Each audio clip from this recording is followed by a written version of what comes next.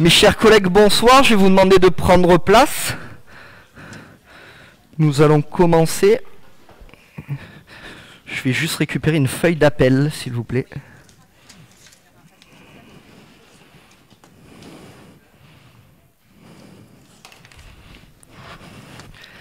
Allez. Hop, donc on va commencer par l'appel. Merci d'être là. J'espère que vous avez tous passé un bel été. Donc Maxime Marchand présent, Marie-Laure Walter. Monsieur Jean-Louis Labourer est excusé, il a donné procuration à Jacques Sabatier. Madame Christelle Buria. Monsieur Robert Abran. Madame Cécile Bonneau. Monsieur Anthony Biquéré. Madame Julie Savy nous a prévenu de son retard, elle devrait arriver d'ici une dizaine de minutes, elle est bloquée dans les bouchons. Monsieur Stéphane Detré est excusé, il a donné procuration à Marie-Laure Walter. Madame Julie Desmoulins, je l'ai vu, coucou. André Mourgue est excusé, il a donné procuration à Madame Bonneau et on en profite pour lui souhaiter un prompt rétablissement pour sa bronchite. Monsieur Patrice Thomas. Monsieur Jacques Sabatier. Monsieur Francis Jangou. Monsieur Serge Amban. Présent. Madame Géraldine Campins. Ah ben voilà, elle est là, très bien. Madame Dominique Pignatel. Absent. Monsieur Didier Zika. Madame Valérie Villemar. Elisabeth Maraigny est excusée, elle a donné procuration à Marion Neff. Je vais l'écrire. Marion Neff. Pierre-Valentin Verne. Vous êtes nommé, monsieur Verne, secrétaire de séance. Monsieur Alain Levinspul. Madame Marie-Christine Bertrandi-Campana. Monsieur Étienne Herpin. Madame Christine Beaulieu est excusée, elle a donné procuration à monsieur Levinspul. Monsieur Bruno Schex. Madame Valérie Masson-Ragusa. Madame Marjolaine Châtonnet. Eh bien, merci à tous. Nous allons donc ouvrir l'ordre du jour de ce conseil municipal en commençant par l'approbation du compte-rendu et du procès-verbal de la séance du conseil municipal en date du 16 juin 2022. Est-ce qu'il y avait des observations là-dessus? On vous écoute, Madame Campana. Ça marche, oui. Voilà. Oui, ça y est. Dans le procès-verbal, pages 23 et 28, dans le cadre du budget, nous avons voté notre accord pour faire une demande de dérogation permettant de reprendre l'excédent d'investissement en recettes de fonctionnement. Est-ce que nous avons obtenu cette dérogation? Alors pour l'instant on n'a pas encore de réponse officielle, on attend un courrier de la part de Bercy. Je vous cache pas que pour l'instant c'est essentiellement des petits coups de fil de couloir pour essayer d'avoir un maximum de résonance là-dessus.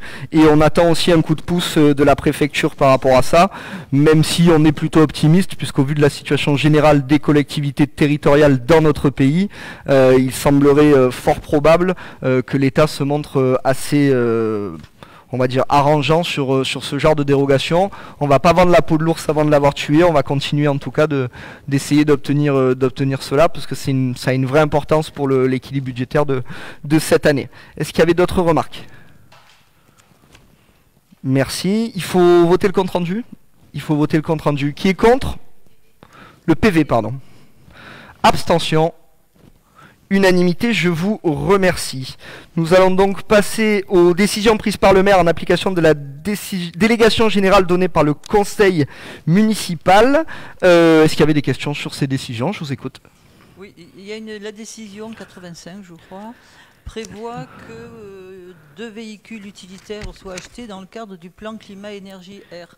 Oui. Je m'interrogeais sur le type de véhicule hybride, véhicule qui... C'est des véhicules électriques. Le département ne subventionne plus que 100% électrique en véhicule. Il ne subventionne plus l'hybride et il ne subventionne plus tout ce qui est mix en termes d'énergie. Donc il faut impérativement que ça soit électrique. Donc on est sur du 100% électrique. D'accord, parce qu'il y a une décision au-dessus qui précise que le véhicule est électrique et là ça le précisait pas. D'accord. Bon, c'est les conditions du plan climat air énergie. De toute manière c'est électrique électrique obligatoire, même si ça nous pose un souci, je l'avais évoqué la dernière fois, puisque sur un certain nombre de matériel professionnel et notamment de matériel de chantier, jusqu'à preuve du contraire, les tractopelles électriques ça n'existe pas encore, les pelleteuses électriques non plus, et donc on a aussi nous besoin d'aide sur ces matériels-là et on essaye d'en trouver auprès du département, parce que certes il faut faire la transition énergétique, mais il y a quand même des sujets réels et complexes de ce côté-là.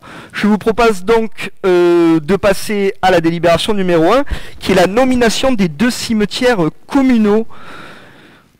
Donc la commune de Saucé-les-Pins compte 2 cimetières, aucun nom ne leur a été officiellement attribué, certains appellent cimetière du haut, cimetière du bas, certains appellent ancien cimetière, nouveau cimetière, chacun un petit peu ses appellations, mais comme vous le savez, nous allons voter donc en 3 la mise en place d'un règlement intérieur sur les cimetières, et par rapport à ça, il nous faut leur donner des dénominations. Nous proposons donc, ce soir en conseil municipal, de nommer l'ancien cimetière le cimetière San Siméon, en référence à Siméon Gouin, qui a été l'un des premiers maires de la commune de 1935 à 1943, et le cimetière du Haut, le cimetière qui est situé rue Hector Berlioz à côté de Victor Hugo, le cimetière San Clément, en référence à Clément Monnier, maire de Saucé-les-Pins de 1945 à 1953, et dans le but d'honorer bien entendu la tradition provençale. Est-ce qu'il y avait des questions concernant cette délibération ? Oui. Merci, M. Zica. Bonsoir à tous. Donc la dénomination concernant les 2 cimetières m'apparaît totalement judicieuse et permet de rendre hommage effectivement à 2 illustres maires. Une proposition, une suggestion, je vous sais très attaché à la concertation et sur les prochaines dénominations que vous pourriez avoir à réaliser. Peut-être que vous pourriez demander aussi l'avis des Saucétoises et des Saucétois qui, j'en suis certain, pourront proposer parfois des noms auxquels on n'aurait pas spontanément pensé, et parfois aussi à des noms que vous avez relevés, et cela confortera votre décision. Je vous remercie. Merci. On va donc passer au vote. Qui est contre? Abstention? Unanimité, je vous remercie. Nous passons donc à la 2e délibération, qui sont les dispositions applicables aux caveaux provisoires.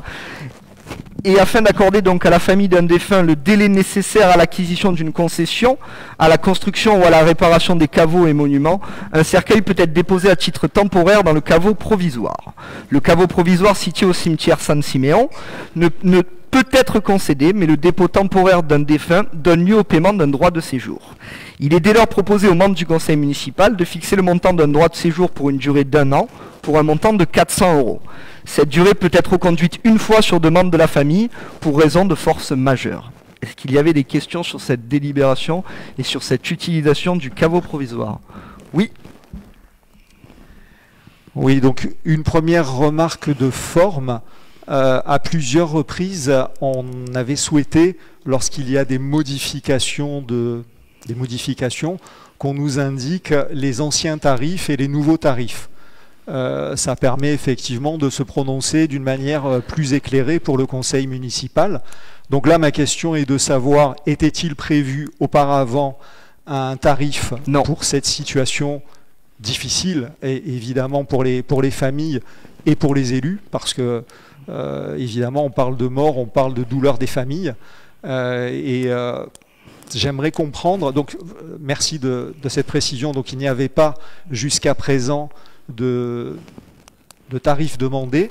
Cela concerne combien par an de demandes, et quelle est la justification technique, on va dire, de ce tarif? Parce que bon, je suis toujours, quand on prend de l'argent sur la mort, c'est toujours compliqué, sauf si on a un impératif que vous allez nous expliquer peut-être. Alors déjà, je suis très surpris de votre question et du fait que vous ne connaissiez pas le fonctionnement du caveau provisoire. Donc il n'y en a qu'un, hein, puisque c'est le caveau provisoire, hein, c'est bien indiqué au singulier là-dessus. Et si on émet un tarif, comme c'est écrit dans la délibération que vous avez peut-être sous les yeux, c'est par rapport au code des collectivités territoriales qui nous oblige à facturer ce service et qui ne nous permet plus aujourd'hui de l'effectuer gratuitement. Le principe même de ce caveau provisoire est de trouver une solution pour les familles le temps qu'elles trouvent un lieu définitif pour enterrer leurs défunts, et c'est donc un service que nous rendons, nous, au niveau de la commune, à ces familles, le temps qu'ils trouvent un caveau associé, nous l'espérons, et nous verrons dans la délibération suivante que nous tâchons d'en construire et d'en créer, ou dans une ville voisine. C'est une notion de service qui nous paraît très importante de rendre à la population, et aujourd'hui, la loi et le code des collectivités territoriales fait que ce service ne peut pas être rendu gratuitement. À titre comparatif, c'est un service qui est facturé 500 € par la ville de Marseille et 450 par an Suez, c'est ça ? Un peu plus 600 par an Suez, pardon. Donc on a essayé d'être dans les tarifs les moins importants possibles, mais à un moment donné, c'est quand même un service qu'on rend aux familles, et c'est quand même quelque chose qui doit être facturé, puisque ça occupe de l'espace. Je vous propose donc qu'on passe au vote. Donc, je vais vous redonner la parole. Deux remarques. Je pense que dans mes questions, je ne suis pas agressif, donc ce n'est pas la peine de faire une remarque telle que vous l'avez fait. J'apprécierais qu'on puisse avoir des échanges apaisés. Je pense que c'est comme ça qu'on fonctionne. Et en me diffamant dans le côtier, vous pensez que je vais m'apaiser avec vous et vous parler simplement ? Non, mais je vous pose la question ce soir. Vous parlez de respect, est-ce que vous m'en avez donné récemment et est-ce que régulièrement vous en donnez ? Restez calme, s'il vous plaît. Et vous êtes en train d'évoquer un sujet qui n'est pas du tout à l'ordre du jour. Donc on reprend par rapport à l'ordre du jour, si vous voulez bien. Donc ce sujet, vous n'avez pas répondu à ma question sur le nombre de personnes, de corps qui sont concernés. Il n'y a qu'un caveau, donc il n'y a qu'une personne qui peut être concernée jusqu'à ce que les personnes s'en aillent. Et donc j'ai entendu votre demande, votre précision. Nous ne sommes pas obligés de mettre 400 €, nous pourrions mettre moins. Voilà, c'était la remarque que je voulais faire. Je vous remercie pour votre attention. Je tiens un micro, regarde. Bonsoir. Monsieur Chex. Monsieur Chex, vous débutez dans l'opposition. Vous débutez d'autant plus que vous êtes rarement venu, je crois que c'est la deuxième fois. Et pour avoir été, moi, dans l'opposition pendant de nombreuses années, je peux vous conseiller quelque chose. Vous allez le suivre, je pense. Voyez-vous, les dossiers, monsieur Chex, surtout lorsqu'on est dans l'opposition, ça se prépare. Et les questions et les éléments de réponse, puisque à l'époque nous le faisions, nous allions les chercher auprès de madame Avier sur votre recommandation, entre autres. Et je crois que vos collègues qui sont en face de vous travaillent de la sorte. C'est pour cela que ce soir, voyez, les demandes, les précisions demandées par madame Campana, c'est parce qu'elle a bien étudié son dossier. Lorsque madame Campana ou monsieur Liminspul ou les autres collègues qui sont en face de vous ont besoin d'éléments, eh bien ils vont au secrétariat, ils vont demander les éléments, et lorsque ça ne leur convient pas, parce qu'en commission où ils participent aussi, voilà, ils demandent des précisions, chose que vous ne faites pas. Donc suivez mon conseil, monsieur Chex, et tout le monde sera apaisé. Juste, monsieur le maire, si vous permettez. Je vous en prie. Calmement aussi, monsieur Chex. Sachez que nous avons demandé à la population, nous sommes même allés voir monsieur le maire, monsieur le curé, pour lui demander s'il avait des idées sur le nom des cimetières. Et c'est après avoir eu toutes ces discussions avec plusieurs personnes que nous nous sommes rabattus sur les anciens maires et leurs prénoms. Et nous n'avons pas pris le prénom Pierre, parce qu'il est quand même très connu sur Saucé-les-Pins, tout simplement parce que nous avons le cimetière Saint-Pierre et de suite tout le monde aurait pensé au cimetière Saint-Pierre. Voilà, c'était une précision que je voulais vous donner. Merci. Je propose donc qu'on passe au vote de la délibération sur les dispositions applicables au caveau provisoire. Qui est contre? Abstention. Pour? Nous allons donc continuer avec le règlement intérieur des cimetières. La commune de Saucé-les-Pins compte 2 cimetières, le San Siméon et le San Clément que nous venons donc de nommer. Seule la commune est habilitée à gérer les cimetières sur son territoire. Le présent règlement a pour objectif d'assurer le bon ordre, la décence, la salubrité et la tranquillité publique dans les cimetières, tout en permettant aux familles de se recueillir en toute sérénité, aux opérateurs funéraires de travailler en toute sécurité, aux agents communaux d'exercer leur mission dans le respect des règles en vigueur et des spécificités techniques de chaque cimetière. Aussi, face à la diversité des questions posées par les concessionnaires, il est nécessaire de faire évoluer le règlement intérieur des cimetières de la commune de Saucé-les-Pins. Il est dès lors proposé aux membres du conseil municipal d'adopter le nouveau règlement intérieur. Est-ce qu'il y avait des questions sur ce nouveau règlement? Oui, Madame Campana. Je pense qu'il y a un petit point qu'il faudrait préciser dans le règlement. Ça se trouve page 8. Il est indiqué que la superficie du terrain affectée à chaque concession ne peut être moindre de 2 mètres. Donc je pense que c'est 2 mètres carrés ou 2 mètres linéaires. Là, je ne sais pas très bien. Je pense que ça méritera d'être précisé dans la version définitive. Oui, si vous voulez, ça on peut le préciser. Simplement, moi je tiens à remercier Virginie qui a fait un gros travail là-dessus. Merci Virginie pour le travail avec Dominique que vous avez fait sur ce règlement. Ce règlement manquait au niveau de notre mairie. Maintenant, nous allons pouvoir nous appuyer dessus pour faire respecter beaucoup de choses au niveau des cimetières, en sachant bien sûr que nous devons travailler sur le 3e cimetière, parce que là on a un gros souci à ce niveau-là, au niveau de Saucé-les-Pins.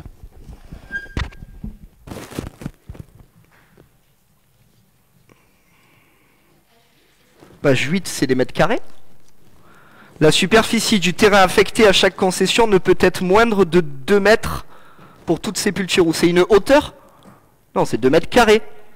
Puisqu'on parle, en début de phrase, on dit la superficie, donc c'est des mètres carrés. Donc en page 8, je vous demanderai de bien lire mètres carrés. Merci pour cette observation, Madame Campana, qui prouve que vous avez vraiment épluché ça aux petits oignons. Donc page 8, il manque le carré au-dessus de 2 mètres. Voilà, donc ça sera voté ainsi et validé ainsi. Qui est contre? Abstention. Unanimité, je vous remercie. Nous passons à la délibération numéro 4, qui est l'autorisation d'ouverture des commerces les jours fériés de 2023.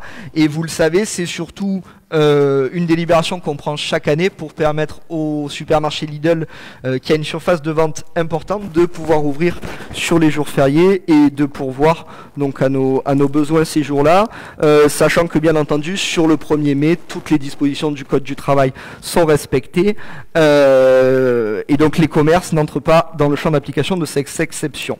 Un employeur n'a pas le droit de faire récupérer les jours fériés chômés par ses salariés. En revanche, l'employeur peut organiser la récupération des jours chômés pour un pont.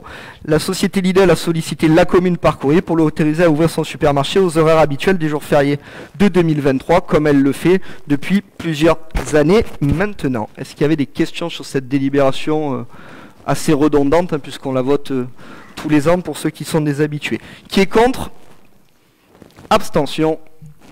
Unanimité, je vous remercie. Nous passons à la délibération numéro 5, qui est la désignation d'un conseiller municipal correspondant incendie et secours.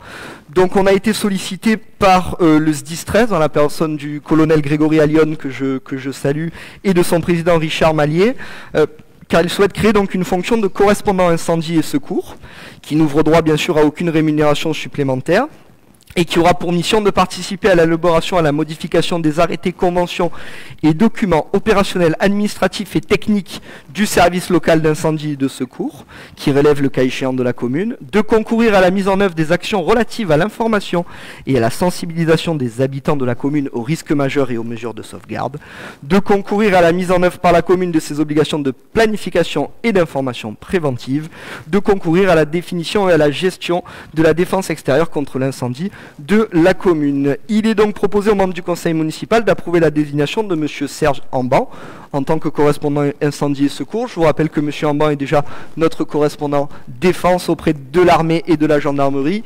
Il est aussi donc notre correspondant auprès de la police nationale et des services préfectoraux. Et je tiens par ailleurs à profiter de ce moment pour le remercier de son implication lors des incidents qui ont émaillé l'été et où il a toujours été fidèle au poste pour me seconder et m'aider. Je vous propose donc de désigner monsieur Amban comme conseiller municipal correspondant incendie et secours. Est-ce qu'il y avait des questions sur cette délibération? Je vous propose donc de passer au vote. Qui est contre? Abstention. Pour. Merci. Nous passons donc à la délibération suivante, qui est la désignation d'un conseiller municipal délégué à la transition énergétique. Donc comme vous le savez, aujourd'hui, vous l'avez entendu à la télé, vous en entendez parler dans les médias régulièrement, nous faisons face, nous les collectivités, à une hausse assez énorme du prix de l'électricité et du gaz, qui sont pour nous des charges fixes, hein, puisque jusqu'à preuve du contraire, tous les jours on doit produire des repas à la cantine, tous les jours on doit éclairer les écoles, etc. etc. Et donc ces charges explosent, puisque nous ne sommes pas soumis donc au bouclier tarifaire à ce niveau-là, et donc comme peuvent l'être les particuliers. Et aujourd'hui, on a une vraie préoccupation sur ce sujet, puisqu'on va voir ces coûts exploser dans les prochaines années, et qu'il faut que nous, municipalités, on tâche d'anticiper et de travailler sur ces objectifs. Je vais rappeler quand même les 6 grands objectifs qui sont inscrits dans la loi. C'est de réduire les émissions de gaz à effet de serre pour contribuer à l'objectif européen de baisse de 40% en 2030. C'est diminuer de 30% notre consommation d'énergie fossile d'ici à 2030. C'est de ramener la part du nucléaire à 50% dans le mix énergétique en 2025. C'est de porter la part des énergies renouvelables à 32% de la consommation énergétique finale en 2030 et à 40% de la production d'électricité. C'est diviser par 2 notre consommation finale d'énergie d'ici 2050. Et bien entendu, diminuer de 50% le volume de déchets mis en décharge à l'horizon 2050. Donc je rappelle que nous sommes engagés, et nous les avons votés ici même, avec l'ALEC dans la mise en place du décret tertiaire.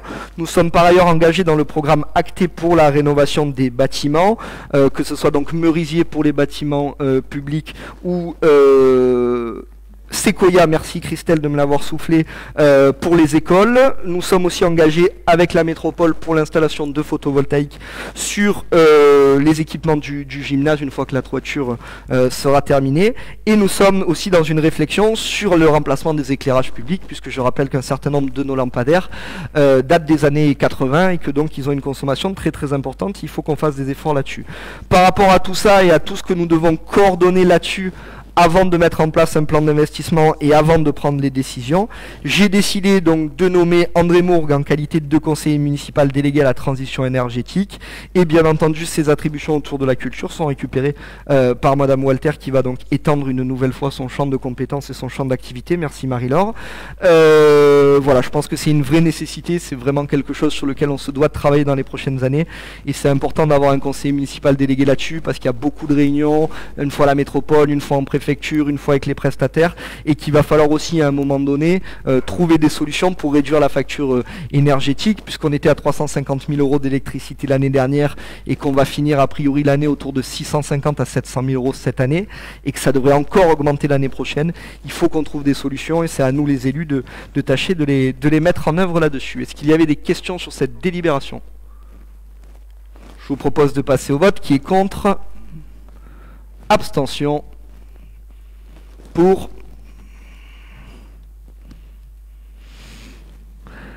Allez, parfait. On passe donc à la modification des tarifs de redevance d'occupation du domaine public. Donc la commune de Saucy-les-Pins a délibéré le 16 juin afin de modifier certains tarifs de redevance d'occupation du domaine public. 2 points devaient être retravaillés avec les syndicats qui sont présents aujourd'hui et que je salue. C'était les marchés du jeudi et la titularisation de certains marchands. Aujourd'hui, je peux vous indiquer donc à l'intérieur de ce conseil municipal que nous sommes en train d'élaborer la titularisation de 16 commerçants des marchés dominicaux que nous sommes en train d'établir avec eux afin qu'ils répondent aux nouvelles conditions tarifaires et surtout de les fidéliser sur notre beau marché provençal. Et donc après une réunion en date du 9 septembre 2022 avec les représentants, il a été décidé afin de dynamiser, de fidéliser les forains du marché du jeudi, puisque c'est vrai que le marché du jeudi est parfois un petit peu clairsemé, notamment l'hiver en février, quand il y a du Mistral, etc. C'est pas toujours facile d'attirer du monde. Donc pour essayer de fidéliser nos forains et de les attirer, donc on a mis en place un système à 2 € le mètre toute l'année pour les titulaires, un système à 3 € pour les saisonniers, c'est-à-dire ceux qui viennent du 1er mai au 30 septembre sur des produits à forte saisonnalité, et enfin un tarif maintenu à 4 € pour les personnes qui viendraient qu'une seule fois et de manière ponctuelle. Je tiens donc à saluer une nouvelle fois les syndicats qui nous ont été d'une aide précieuse dans l'élaboration de ces nouveaux tarifs et qui vont nous permettre, et permettre notamment au marché du jeudi, de retrouver un nouveau souffle et de passer à la suite, et on espère surtout de s'étoffer pour devenir un vrai rendez-vous comme celui du dimanche. Est-ce qu'il y avait des questions sur cette modification des tarifs? Je vais prendre M. Herpin.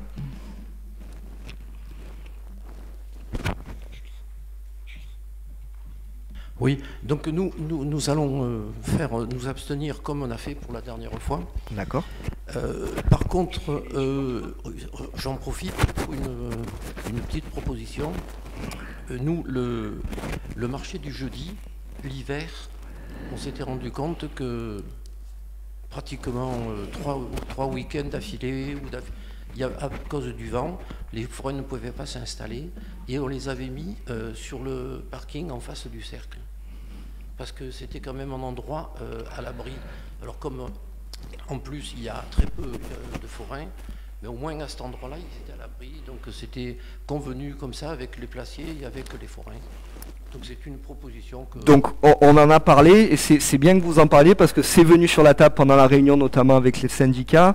Et en fait, ce qui est apparu là-dessus, c'est que les forains, eux, n'ont pas forcément envie d'être déplacés, puisqu'ils nous expliquent que ça leur fait perdre souvent aussi de la clientèle. Il y a cette notion d'habitude qui n'est pas toujours facile à remplacer. Après, nous, on garde cette option dont vous parliez, qui est de mettre donc sur la place Jean Jaurès, en face du cercle, le marché en cas de vent important. Et on essaye aussi de voir avec eux ce qu'on peut faire par rapport à ça. L'idée quand même demain, c'est d'avoir un marché plus étoffé le jeudi, y compris en hiver, avec un nombre de forains qui soit plus important. Après, vous avez raison, parfois les jours de fort vent, ils sont peu, et ça pourrait être intéressant de les remonter là-haut. Le problème, c'est qu'il faut travailler en anticipation, parce qu'il faut bloquer le parking la veille et faire tout le nécessaire, etc. avec le plafier. Parfois, c'est pas forcément facile. Et quand on a mis ça sur la table, on va dire que ça n'a pas soulevé un enthousiasme énorme de la part des forains. Donc on va tâcher de relancer l'idée de leur écrire là-dessus, de voir ce qu'ils en pensent. Mais c'est vrai que malheureusement, eux nous parlent vraiment de fidélisation, de placement sur le marché à des endroits qui sont fixes et qui sont toujours les mêmes. Et pareil, même quand c'est sur le port le jeudi, ils préfèrent rester dans un point qui est habituel. Après, c'est vrai, vous avez raison, au mois de mars, quand il y a fort Mistral, c'est très compliqué d'aller faire le marché. Donc merci pour cette observation. Et quoi qu'il en soit, j'ai bien demandé à ce qu'à la prochaine réunion, vous puissiez aussi prendre part aux échanges et pour pouvoir faire ce genre de suggestions qui sont très intéressantes. Merci. Merci. Monsieur Chex. Oui, même remarque que tout à l'heure. Donc à chaque modification, je souhaiterais qu'on nous indique les anciens tarifs pour qu'on puisse plus facilement connaître les modifications que nous votons. Je vous remercie. Même observation et conseil que tout à l'heure. Étudiez vos dossiers. Merci. On va donc passer au vote. Merci pour ces précisions, Madame Walter. Oui, bien sûr. Oui, depuis, en 9 mois, nous avons passé à peu près 3 délibérations. Ah non, pas à peu près, on a passé précisément 3 délibérations. Voilà. Je me cache pas derrière mon petit doigt. La dernière avait des failles, on l'a dit au moment de la voter. On n'avait pas de problème là-dessus. On s'est rapproché des syndicats. Aujourd'hui, on a pu travailler avec eux dans un cadre partenarial. Et donc, je vous rassure, et je parle sous ton contrôle, Anthony, puisque je sais que c'est toi qui as mené brillamment ces négociations. C'est bien la dernière et on n'en aura pas d'autres au prochain conseil. Regardez M. Biquéré comme il est fatigué, je vous confirme que c'est bien la dernière. Et donc effectivement, on l'a mis d'ailleurs dans la note explicative, deux points devaient être travaillés, et c'est ces points-là qu'on travaille aujourd'hui dans la nouvelle délibération. Et merci pour cette observation. On va donc passer au vote. Nouvelle remarque de M. Chex, nous vous écoutons. Avec un peu d'humour, on en a toujours besoin. 3 délibérations, étudiez vos dossiers. Je C'est ce que nous sens, faisons. je sens que l'ambiance va monter. On va passer au vote. Qui est contre? Abstention. Que M. Herpin dans tout le groupe? Qui est pour? Je cède donc la parole à Mme Julie Savy concernant les 2 délibérations d'urbanisme.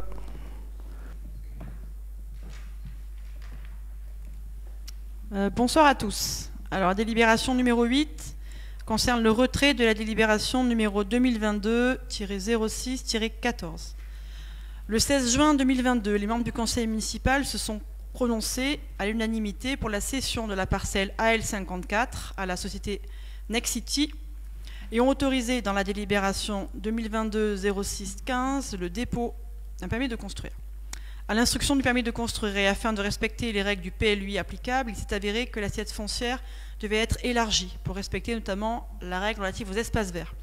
Ceci entraîne évidemment une modification du prix de vente puisqu'on élargit l'assiette foncière cédée. Il est donc proposé aux membres du conseil municipal d'approuver le retrait de la délibération 2022-06-14. Alors en effet, c'est encore une redite, mais il n'y a que ceux qui ne font rien qui ne se trompent pas. Donc on passe au vote. Qui est contre? Qui s'abstient?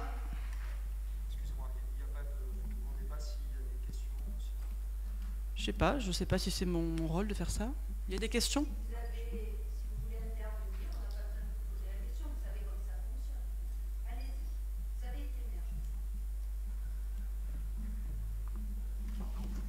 Ben allez-y. Ah, avez-vous des questions? De forme. Bon. Donc on passe au vote. Qui est contre? Qui s'abstient? Unanimité, je vous remercie. Délibération numéro 9.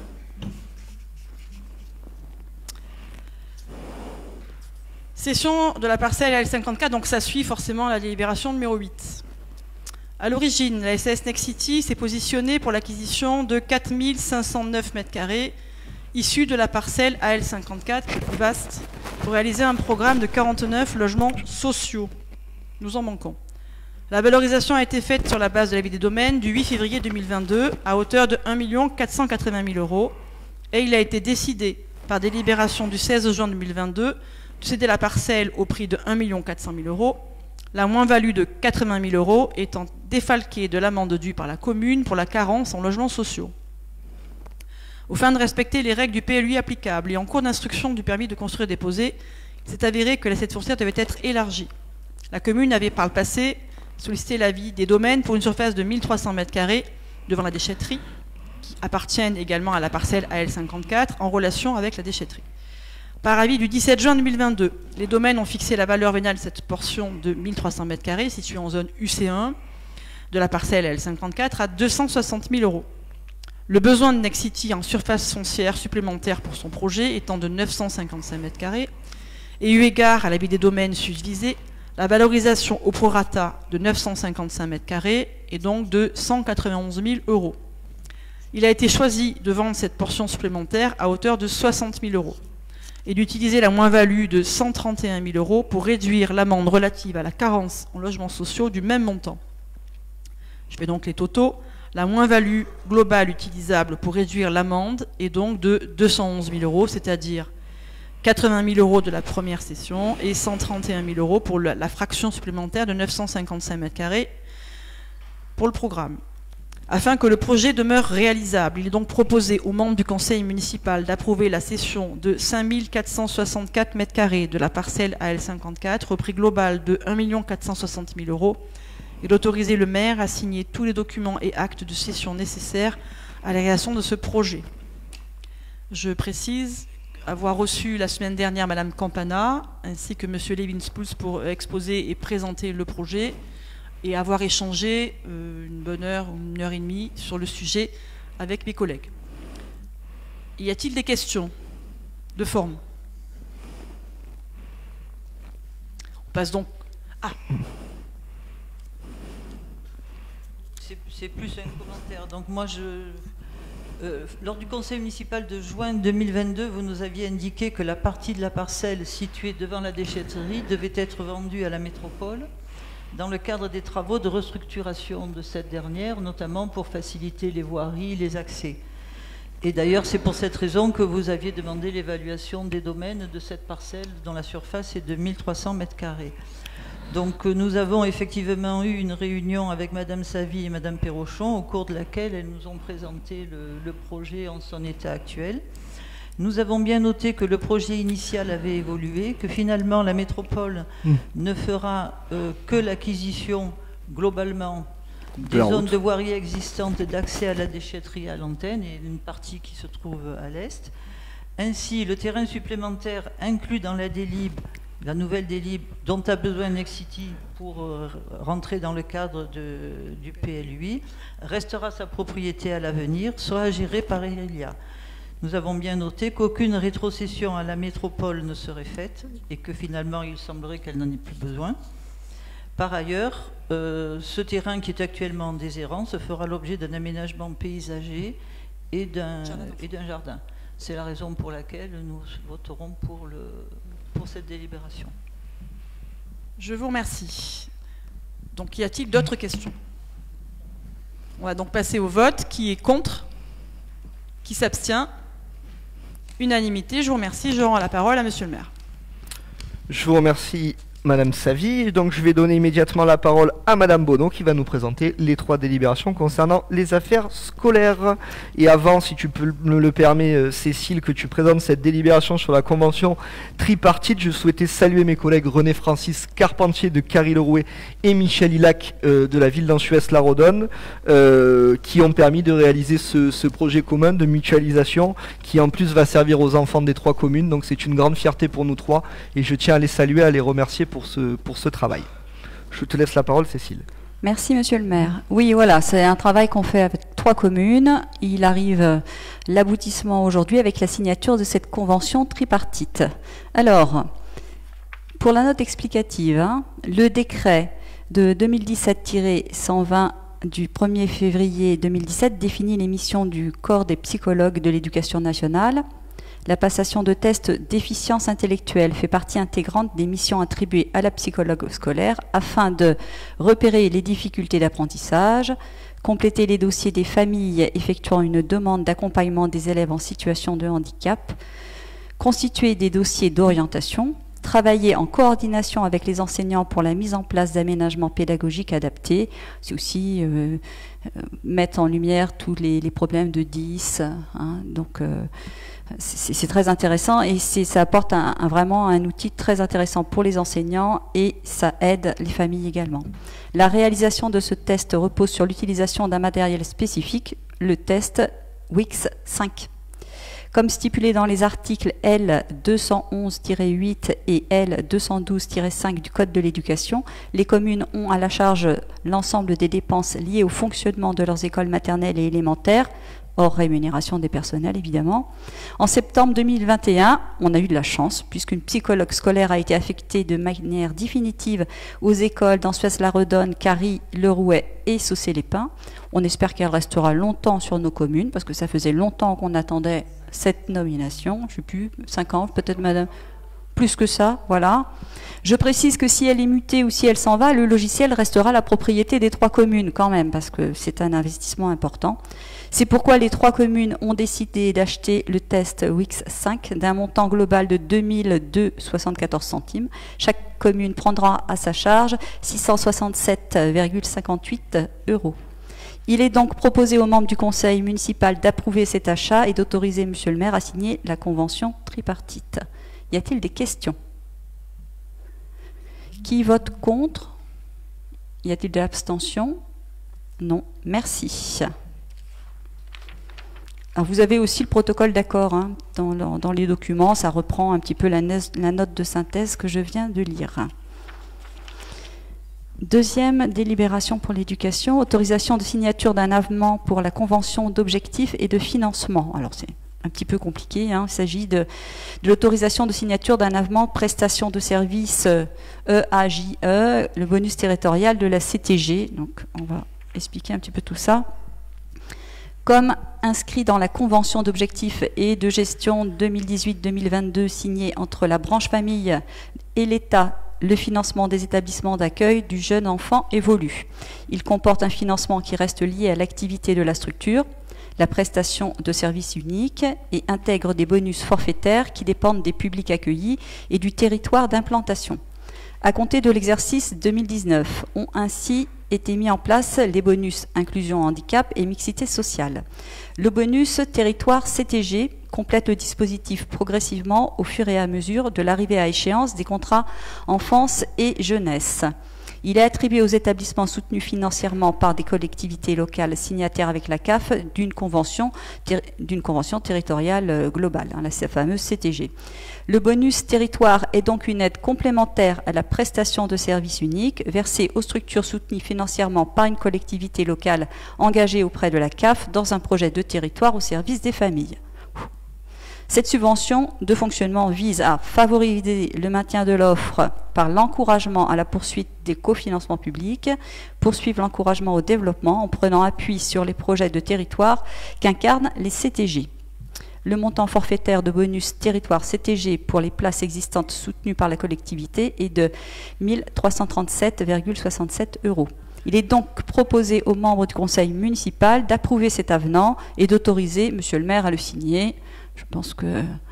Avez-vous des questions? Qui est contre? Je ne vois pas comment on peut, mais bon, hein, abstention. Tout le monde est pour. Merci. La dernière, modification des tarifs de l'accueil collectif des mineurs. Ah, encore une délibération sur l'ACM. Eh bien oui, c'est parce qu'on travaille beaucoup nos dossiers, qu'il faut les adapter tout le temps, et qu'on suit tout le temps l'activité et l'actualité, que nous repassons une modification, une délibération pour l'ACM. Alors, pourquoi est-ce qu'il faut qu'on modifie? La commune de Saucé-les-Pins, dans une délibération qui date du 14 juin 2021, avait voté des nouveaux tarifs pour l'accueil collectif de mineurs. C'est donc le centre aérien, ou ACM. Dans un mail en date du 12 avril 2022, les services de la Caisse d'allocation familiale informaient qu'afin d'être éligible à la prestation de services, il était indispensable d'appliquer à l'ensemble des familles accueillies une tarification pour tous modulée en fonction de leurs ressources, quotient familial, ce que nous avions mis en place. Mais c'est pourquoi, après plusieurs échanges, il est donc nécessaire de modifier, et plus précisément, ce qu'on nous demande de faire, c'est de supprimer les tarifs hors commune sur l'ensemble des documents. Donc la délibération numéro 2021-06-21 et le règlement de l'accueil collectif de mineurs ACM. Donc on garde les tarifs de la commune par tranche de quotient familial. Par contre, on est obligé de supprimer le hors commune. Et c'est pas du tout évident, parce qu'on a retardé jusqu'à la date limite possible la signature donc cette modification pour pouvoir prétendre à la prestation de service. Parce qu'avec la CTG, lorsqu'on renouvelle cette convention, il faut supprimer les hors communes. Et donc, mais toutes les communes de la CTG elles ne le font pas la même date. Donc ça peut poser des problèmes sur le territoire entre les 5 communes. Bon, je précise quand même que le fait de le faire maintenant, c'est rétroactif au 1er janvier 2022. Donc on va bien toucher toutes les aides pour toute l'année 2022. Mais il faut tout le temps s'adapter. Voilà. Donc on supprime également la phrase dans le règlement de l'ACM, deux tarifs sont mis en place, communes et hors communes. Il est donc proposé aux membres du conseil municipal d'approuver ces deux modifications et d'autoriser le maire à signer le règlement. Y a-t-il des questions? Qui est contre? Qui s'abstient? Qui est pour? Merci. Monsieur le maire, je vous redonne la parole. Merci Madame Baudon et merci surtout pour votre travail qui se cache derrière toutes ces délibérations. Nous allons donc prendre la dernière délibération de ce conseil municipal avant de passer aux questions diverses, qui est donc la modification du tableau des effectifs. Il appartient au conseil municipal de fixer l'effectif des emplois temps complet et non complet nécessaires au fonctionnement des services, même lorsqu'il s'agit de modifier le tableau des emplois pour permettre des avancements de grade. En cas de suppression d'emploi, la décision est soumise à l'avis préalable du comité technique compétent, sauf dans les cas de départ pour mutation ou retraite des agents. En cas de création d'emploi, la délibération portant création d'un emploi permanent doit préciser le grade ou le cas échéant les grades correspondant à l'emploi créé, la catégorie hiérarchique dont l'emploi relève et pour un emploi permanent à temps non complet, la durée hebdomadaire de service afférent à l'emploi en fraction de temps complet exprimé en heures. Donc je récapitule ce petit tableau qui est à votre disposition. Hop. Voilà. Donc nous avons une création qui est celle d'un poste de rédacteur principal de première classe, et nous avons 5 suppressions qui sont celles d'un poste d'attaché principal, d'une puéricultrice de classe normale, d'un assistant socio-éducatif, d'un chef de service police municipale et d'un gardien brigadier. Tout cela à compter du 1er novembre 2022.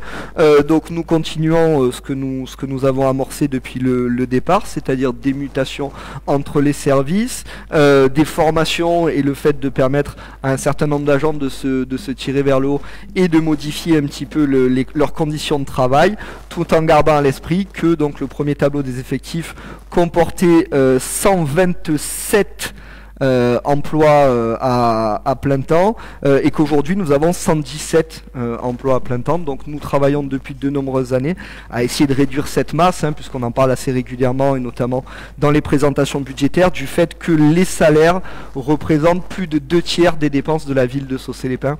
Donc pour ces agents, c'est quelque chose de très important, et c'est quelque chose que nous devons nous efforcer de réduire, mais pas de manière brutale. C'est quelque chose que nous devons faire sur le temps long, en permettant aux agents de se former, en permettant aussi à l'outil informatique de prendre le relais.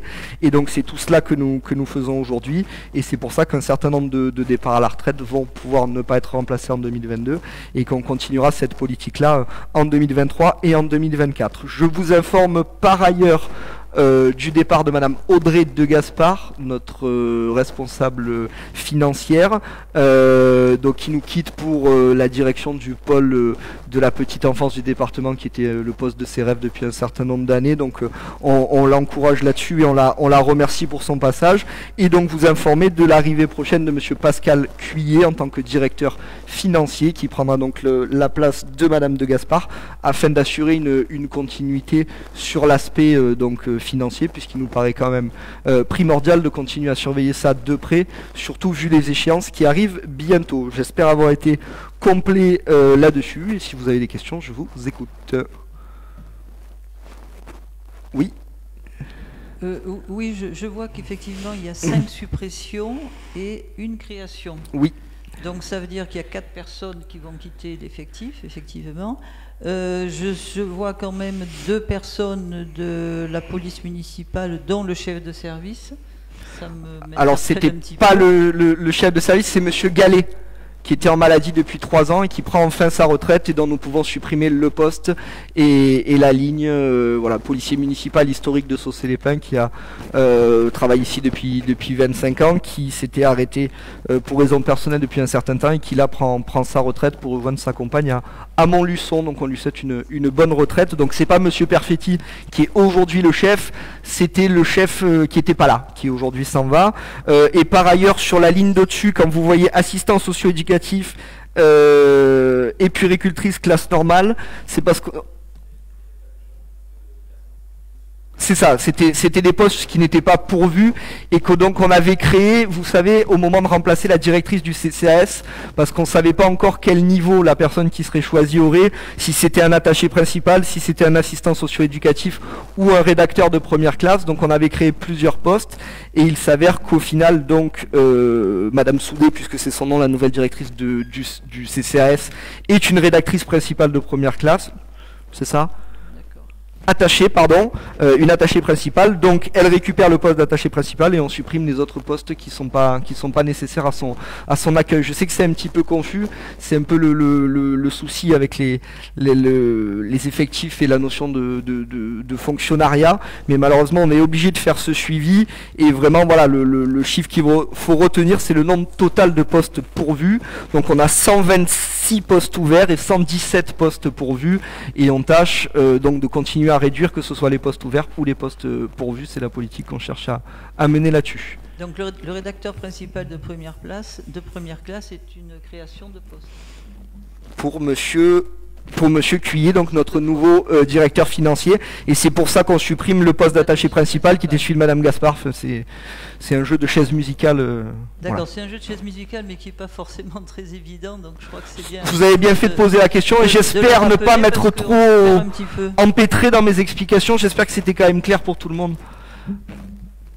Monsieur le maire, une question complémentaire à cela. Oui. Finance. Je crois savoir qu'il y a une procédure ou 2 procédures, voire 3 plus tard, sur ces départs. Et je voudrais simplement connaître quelles provisions vous avez faites relativement à ces procédures. Quel est le risque pour la commune? Alors, je ne suis pas informé qu'il y a des procédures sur ces départs. Je ne sais pas de quoi vous me parlez. Il faudrait être un peu plus clair, Monsieur Levinspul. Vous n'êtes pas informé?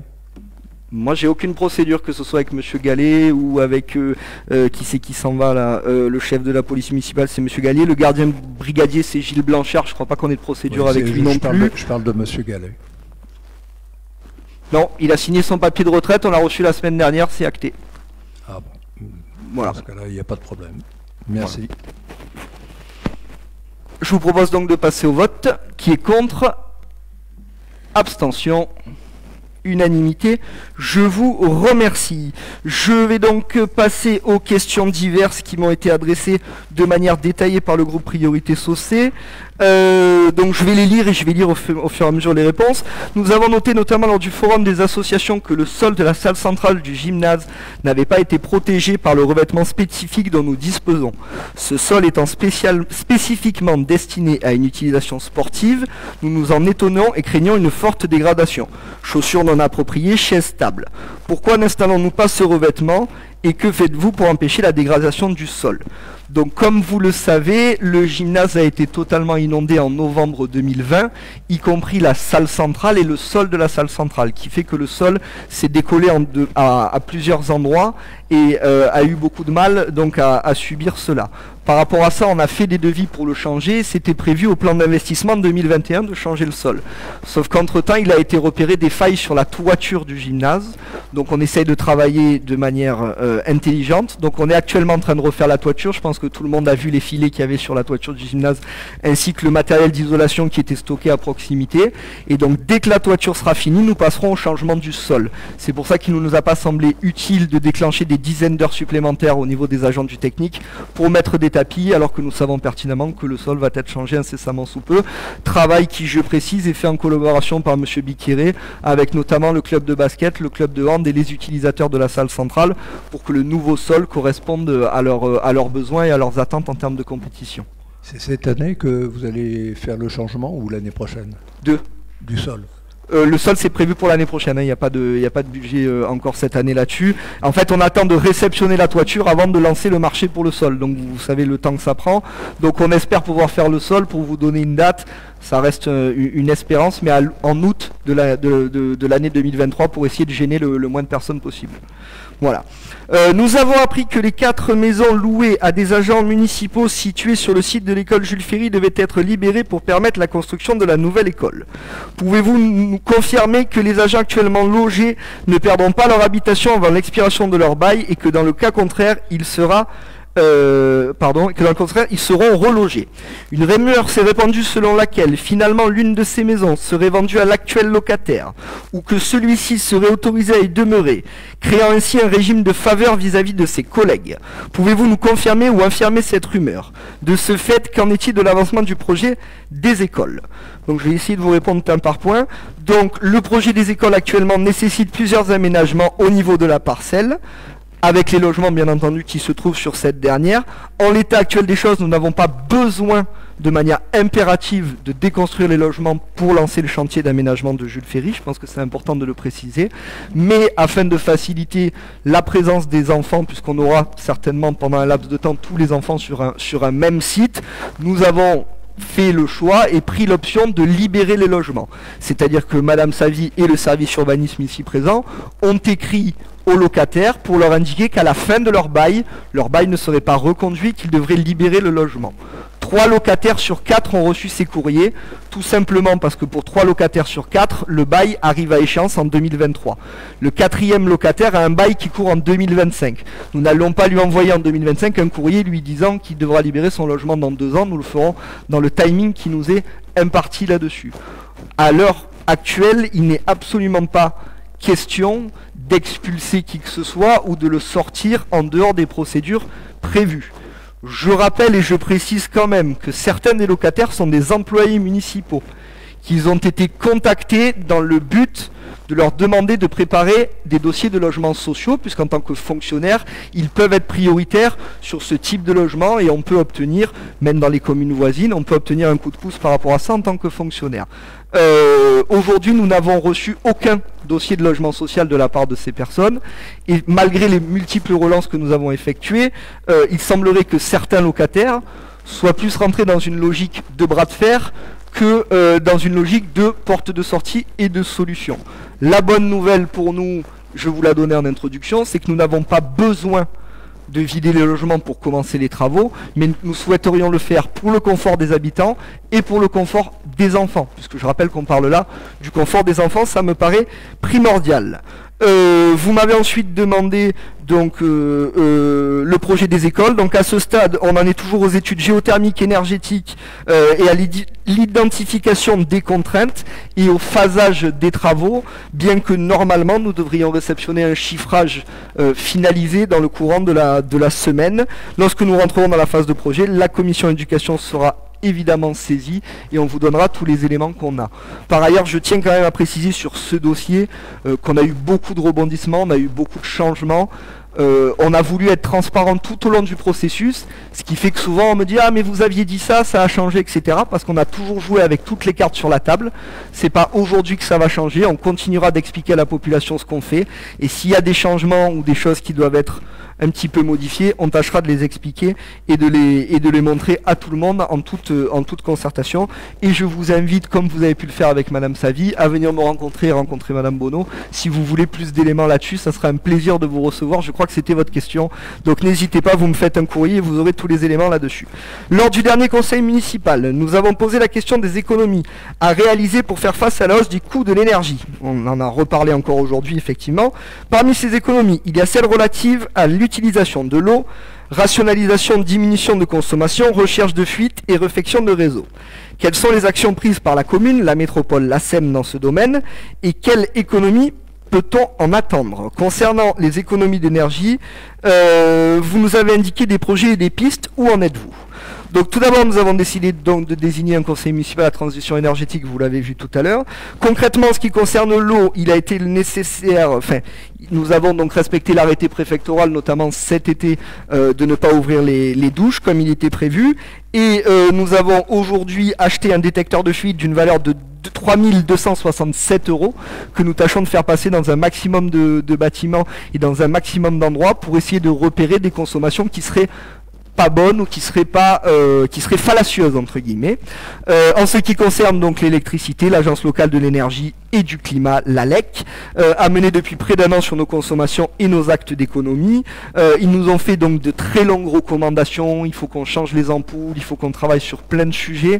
Et ce qui va se passer très certainement, c'est qu'on va faire un investissement domotique important, c'est-à-dire sur tout ce qui est programmateur, programmation, et en fait se servir de l'informatique et des technologies pour pouvoir réduire nos consommations et réduire la quantité d'énergie qui est prélevée. Et il y a aussi, je vous l'annonce ce soir, une réflexion aussi qu'on fait avec Enedis sur les lampadaires et sur ce qu'on va faire aussi les lampadaires la nuit. Il y a déjà 12 000 communes en France qui éteignent les lampadaires au cœur de la nuit. On y réfléchit. On ne veut pas faire les choses trop vite, on ne veut pas faire peur aux Socétois, on ne veut pas créer du ressentiment. Donc on va essayer de faire un investissement aussi avec l'Umilec là-dessus pour pouvoir avoir des interrupteurs et des programmateurs et couper de 1h à 5h comme ça peut se faire chez nos voisins de Carie qui finalement en tirent des bénéfices assez importants. Donc on travaille aussi là-dessus. Malheureusement l'infrastructure est très ancienne et il va falloir qu'on investisse dans l'infrastructure si demain on veut pouvoir couper. Voilà le problème qu'on a à l'heure actuelle. Donc il va falloir investir pour se remettre un peu à jour et pour pouvoir parfois couper là-dessus, mais on y travaille, et dès qu'on aura avancé là-dessus, on ne manquera pas de vous le dire. Port de Plaisance, nous avions engagé des réflexions avec la métropole pour l'extension de la capitainerie et sur les limites du domaine portuaire sous compétence métropole. Le projet fixait les limites du DP aux barrières d'accès aux pannes. La commune devait récupérer le môle du port, les voies de circulation, les zones de parking et les terrasses des restaurants. En contrepartie, la métropole récupérait l'aire de carénage et le terrain de la capitainerie. Vous nous aviez indiqué lors du CM du 28 avril 2021 qu'une démarche était en cours en vue notamment d'installer des antennes télécom sur l'aire de carénage et que vous étiez en train de trancher, de définir des zones de propriété. Où en êtes-vous? L'installation de ces antennes va diminuer la surface réservée au carénage. Cette diminution ne va-t-elle pas impacter l'utilisation des aires de carénage?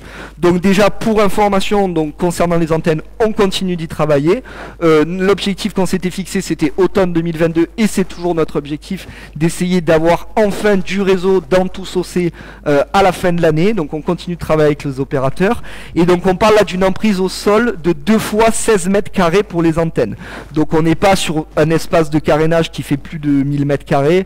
On n'est pas sur des problématiques pour ces 2 petits bouts qui seront en plus collés à la capitainerie. Là où par contre dans votre question il y a une mise à jour importante, c'est que le domaine maritime et donc l'ADDTM a réeffectué un traçage du domaine maritime et on doit aujourd'hui refaire cette partition avec la métropole, puisque dans la liste que vous établissez, nous avons reçu un courrier où la métropole souhaiterait récupérer les terrasses, avec bien entendu les finances qui vont avec, puisque la métropole récupère que ce qui gagne de l'argent, pas ce qui coûte. Donc on va rentrer avec eux dans une négociation par rapport à ça, avec bien entendu donc l'aire de carénage aussi qui va rentrer dans la négociation et le projet de nouvelle capitainerie, puisque vous le savez aussi, on travaille avec la métropole pour mettre aux normes cette capitainerie et essayer d'avoir un vrai espace tourné vers la mer là-dessus. Donc c'est toujours en négociation. On n'a pas forcément de retour et c'est vrai que le service domanialité de la métropole a quelques soucis, hein. On a des problèmes aussi sur les transferts de voirie, sur ces choses-là. Et je dois vous avouer aussi que la réforme 3DS qui est en train d'être portée par le gouvernement a aussi mis un gros coup de frein sur la capacité de la métropole à travailler, puisqu'ils sont en transformation, qui sont en train de redistribuer les compétences entre les mairies, dans les communes, au sein des anciens conseils de territoire, et donc il y a beaucoup de dossiers qui traînent un peu de ce côté-là. Donc dès qu'on aura une réponse définitive et dès qu'on actera quelque chose avec eux, on ne manquera pas de vous donner des informations. Mais là-dessus, voilà, hein, vous savez comment c'est, ça tire d'un côté, ça pousse de l'autre. Donc cette fois-ci, effectivement, je vous voyais faire des grands signes. Non, je ne lâcherai pas les terrasses et on va tâcher de garder les terrasses dans le cadre de la négociation, mais c'est du donnant-donnant et c'est quelque chose aussi qu'on doit faire en collaboration avec la métropole, parce que la métropole elle a quand même plus de 20 ans, on en fait partie, il faut aussi savoir avoir cet état d'esprit métropolitain parfois sans vendre la maison et vendre les meubles. Suite aux graves incidents sur les réseaux électriques et gaz survenus cet été, à l'approche de l'hiver et où les consommations vont fortement augmenter pour le chauffage, quelles mesures la commune a-t-elle prises auprès du fournisseur de gaz et d'électricité pour pallier à tout incident pendant l'hiver? Donc nous sommes réunis avec Enedis dans un premier temps au début septembre, déjà pour faire le point sur la partie incident, c'est-à-dire toute la partie réactivité de la commune, de la police, des pompiers, de tout le monde par rapport à ce qui s'était passé et par rapport au fait que nous ayons vraiment eu un gros incident cet été, hein, qui aurait pu vraiment s'avérer dramatique, et donc améliorer la coordination que nous pouvons avoir tous ensemble. Et Monsieur Abran a reçu encore la semaine dernière Enedis, qui va donc changer une grande partie du câble. Je vais laisser Robert peut-être nous donner plus de détails là-dessus. C'était DIG et le câble Enedis changé, tu m'as dit que c'était le poste DIG et le poste Astragal, c'est ça? Donc toute l'avenue Siméon-Gouin va être repris au niveau du câble principal, là où ça avait lâché, et donc ils vont nous récupérer a priori pour l'instant plus d'1,5 km de réseau souterrain, et on attend de voir la suite de leurs propositions en espérant que ça permette d'avoir un réseau qui tienne la route, sachant que ce qui a surtout posé problème lors de l'incident, c'est pas tellement le réseau principal, puisque le réseau principal était vraiment HS sur toutes les communes, c'est qu'on a essayé de passer sur le réseau secondaire, que ailleurs ça a fonctionné, que chez nous le réseau secondaire il a complètement lâché puisqu'il n'est pas assez bien dimensionné, pas correctement dimensionné. Donc c'est là aussi qu'on travaille avec eux. Enfin, je profite de votre question aussi pour vous faire remarquer qu'au niveau du chemin des Bastides, chemin Calendal, je ne sais pas si vous avez vu les tuyaux, l'ensemble des canalisations d'eau vont être changées sur plus de 3 km dans les quartiers anciens où c'était encore des canalisations très anciennes, et donc on va enfin passer à la céramique avec tous les avantages que ça importe dans toutes ces rues. Donc il y a chemin des Bastides, chemin Bel Air, rue Pasteur et chemin des Consuls.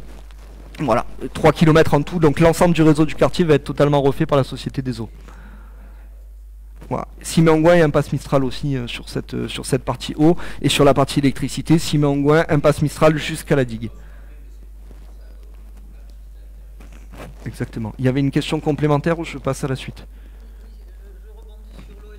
Je rebondis sur l'eau et l'assainissement, parce que normalement, vous avez dû recevoir le rapport de la métropole sur le bilan eau, assainissement, déchets. Oui. Est-ce que vous envisagez de nous le présenter? Alors je peux vous le faire passer même carrément en intégralité, comme ça vous pourrez le feuilleter, il n'y a pas de souci. J'ai essayé de m'y attaquer pour être tout à fait transparent.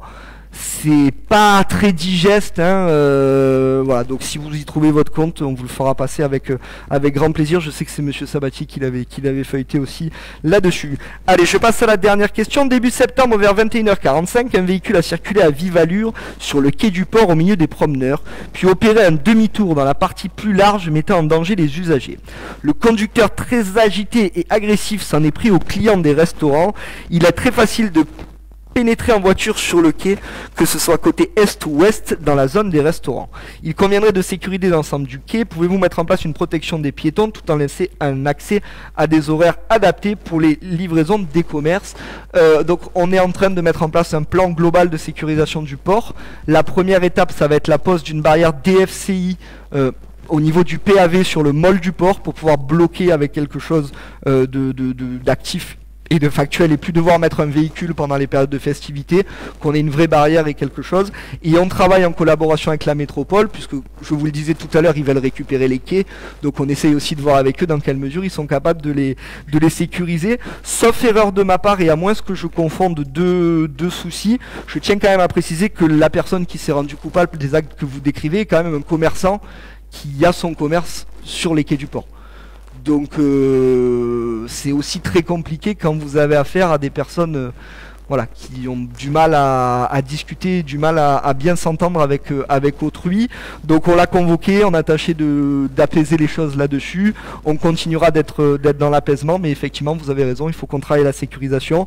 On va commencer par le môle parce que ça nous semblait prioritaire, et après on s'attaquera à l'autre côté. Voilà pour la réponse à vos 6 questions.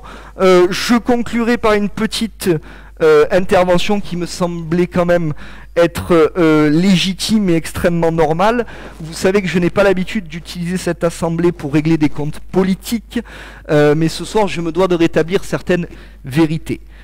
En effet, en ce qui concerne la vie politique municipale, la scission du groupe d'opposition pour Saucé, il ne m'appartient pas de commenter cette séparation, mais je suis dans l'obligation de répondre au tissu de mensonges que constitue la dernière expression politique de mon prédécesseur. En politique, la critique, elle est nécessaire et elle permet de faire avancer le débat. C'est d'ailleurs dans ce cadre que j'ai répondu à l'instant aux questions tout à fait légitimes du groupe Priorité Saucé. Si la critique est nécessaire, le mensonge n'est pas tolérable. Alors non, Monsieur Chex, vous ne nous avez pas laissé un excédent de 400 000 € comme vous le prétendez, car la section d'investissement était déficitaire de 570 000 €. Vous nous avez donc laissé une ardoise de 120 000 €. Non, Monsieur Chex, vous n'avez pas vendu le terrain de Jules Moulet pour 3 millions d'euros. C'est nous qui l'avons fait. Vous êtes parti en laissant ce dossier à l'abandon, avec plusieurs procédures judiciaires en cours que nous avons dû arbitrer et concilier avec les riverains et la société Vinci. Cela représente plusieurs dizaines d'heures de travail de réunion et une centaine d'heures de travail que j'ai partagé avec Madame Savy. Et c'est bien moi qui ai enfin signé le compromis chez le notaire en fin d'année dernière. Non, Monsieur Chex, rien de ce que vous décrivez à la crèche n'est vrai. Comment pouvez-vous comporter de tels ragots et de telles absurdités? Pensez-vous sérieusement que les agents, et notamment la directrice, auraient pris la responsabilité d'ouvrir une structure qui ne respecterait pas les normes d'accueil? On lit dans votre expression que la mairie demande à réduire les portions des repas des nourrissons, faute de budget. Mais quelle mouche vous a piqué pour répéter des mensonges aussi graves? Où sont vos preuves? Comment osez-vous répandre dans votre expression politique des racontards sans aucune preuve? Demandez aux cuisiniers de la crèche, regardez les quantités livrées, faites votre travail d'élu d'opposition, mais arrêtez de propager des contre-vérités, c'est grave. Sachez que les enfants mangent toujours à leur faim, et d'ailleurs Madame Buria pourra en témoigner, nous continuons de gaspiller pas mal de nourriture au niveau de la crèche. Que le taux d'encadrement légal est systématiquement respecté, sinon les agents ne manqueraient pas de faire valoir leur droit de retrait. Vous avez été maire, vous devriez savoir que la directrice de la crèche est obligatoirement et réglementairement une infirmière puéricultrice et qu'en conséquence elle est habilitée à donner les médicaments aux enfants. Comment pouvez-vous formuler de telles accusations alors qu'elles sont par essence fausses? Je passerai ce soir sur les attaques ad hominem que vous avez réalisées envers ma personne. Elles feront l'objet d'une main courante pour diffamation et bien entendu d'une plainte devant le procureur s'il vous vient l'envie de continuer à me salir publiquement. Je reviendrai enfin sur votre nouvelle idylle avec le nouveau député. Je sais à quel point votre rancœur envers l'ancien est tenace, mais ne travestissons pas la réalité. Vous n'avez pas accueilli le député Alizio par courtoisie républicaine, comme je l'ai fait moi-même dimanche. Vous avez accueilli le candidat Alizio pour l'adouber sur notre marché de votre légitimité. Le minimum serait au moins de l'assumer. Enfin, je tenais à souligner que vous n'avez participé qu'à 2 conseils municipaux sur 5 en 2022 et que vous n'avez jamais été présent comme assesseur dans les bureaux de vote, alors que c'est une obligation liée à votre mandat. Je vous invite donc à revenir à la raison et à arrêter de faire de votre expression politique un acte diffamatoire et mensonger, à moins que vous ne soyez pas le véritable auteur de cette expression politique. Chers Sociétoises, chers Sociétois, mes chers conseillers, je vous souhaite une bonne soirée. Je ne vous donnerai pas la parole, Monsieur Chex. Je lève la séance.